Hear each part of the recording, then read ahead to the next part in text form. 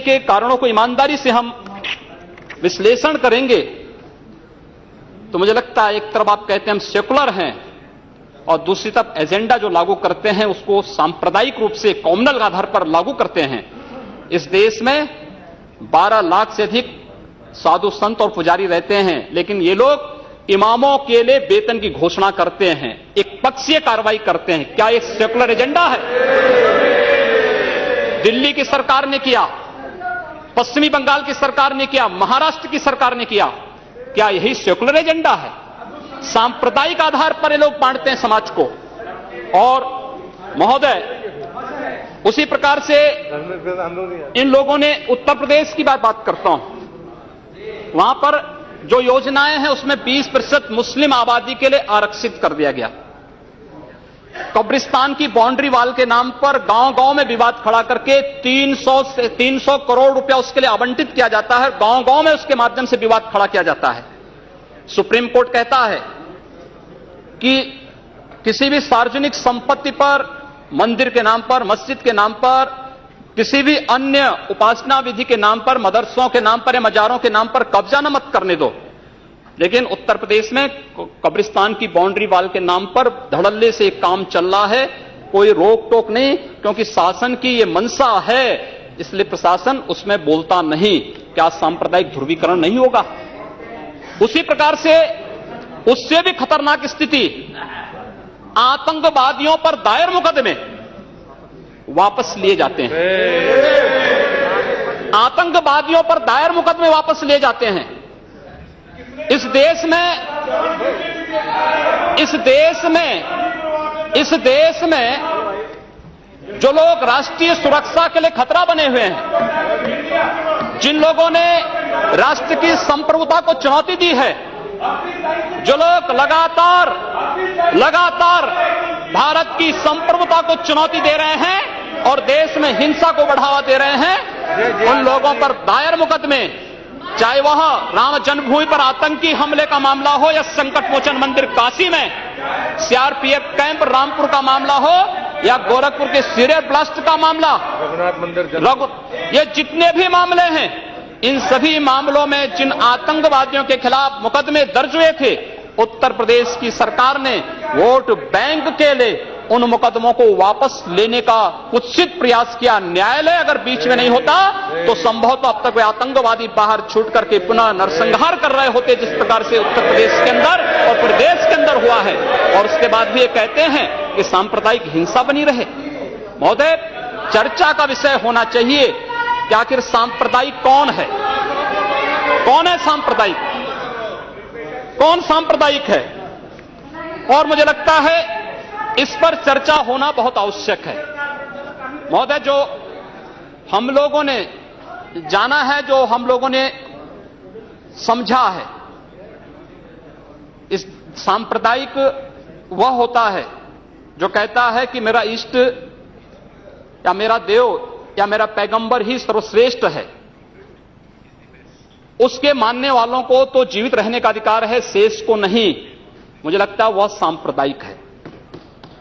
हिंदू जीवन दर्शन कभी इस बात की इजाजत नहीं देता।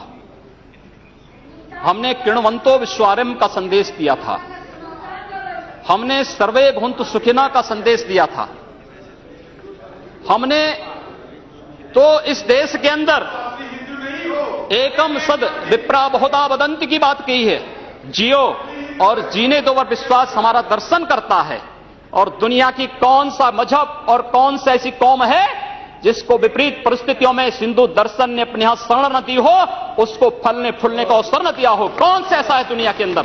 लेकिन आज जिस हिंदू दर्शन ने सबको शरण दी, सबको फलने फूलने का भरपूर अवसर दिया, आज जब उसी के खिलाफ षड्यंत्र होना प्रारंभ होता है तो उसे एकजुट होना तो पड़ेगा ही। और मुझे लगता है इन लोगों के कर्मों का फल है कि पूरे देश का हिंदू जनमानस आज इस बात के लिए तैयार हो रहा है कि उसके खिलाफ आज शासन तंत्र से जो षड्यंत्र हो रहे हैं उसका जवाब अपने स्तर पर देना ही पड़ेगा।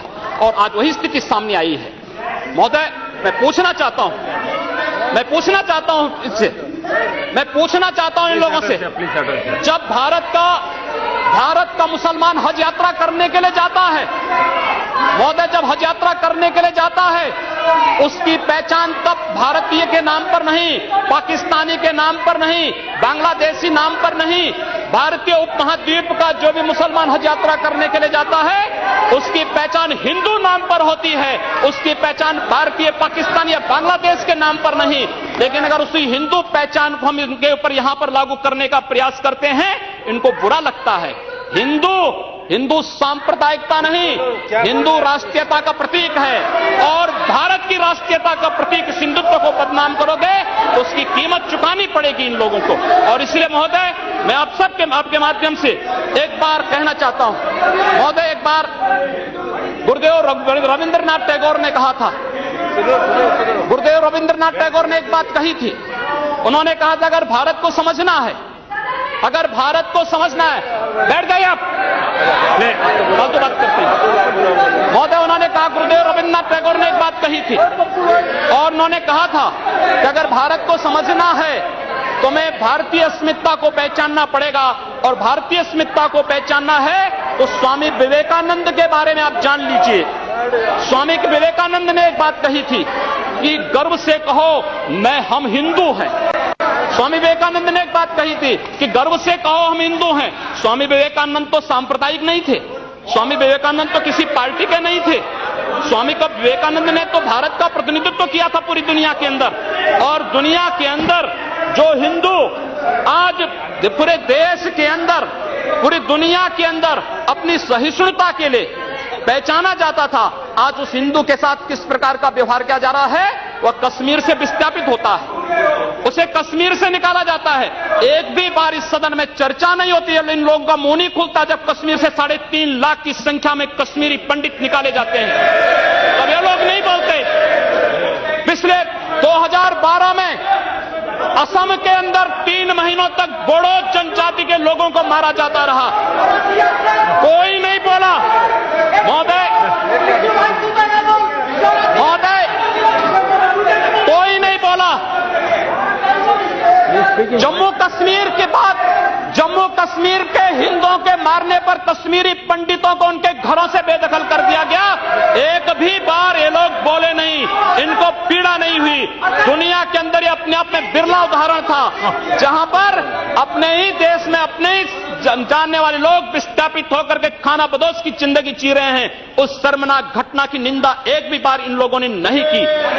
मुंबई के दंगों पर ये लोग मौन रहे।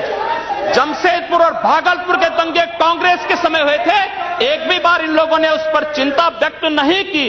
और तो और 1984 में इस देश के अंदर जिन सिख गुरुओं का योगदान इस देश को बचाने और इस देश की धर्म और संस्कृति, इस देश के समाज को बचाने में बहुत महत्वपूर्ण थी, उन सिखों के कत्लेआम पर भी इनको शर्म महसूस नहीं होती है। और आज लोग इस देश के अंदर बात कर